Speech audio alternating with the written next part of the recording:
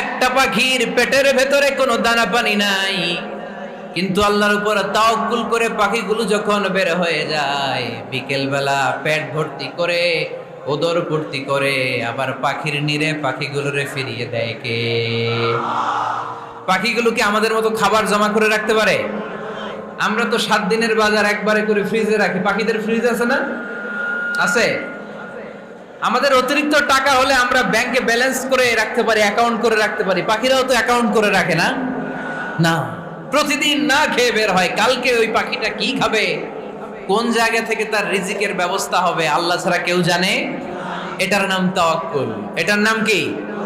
আমাদের সাধ্যের, আমাদের ক্যাপাসিটি, আমাদের ক্যাপাবিলিটির সবটুকু করে আমরা তাওয়াক্কুল করি একজনের উপর। চিল্লায় বলেন, তিনি কে? এজন্য ইসলাম আমাদেরকে শিখায়, সালাত যখন শেষ, বের হয়ে যাও, কাজে নেমে পড়ো। কাজে কোনো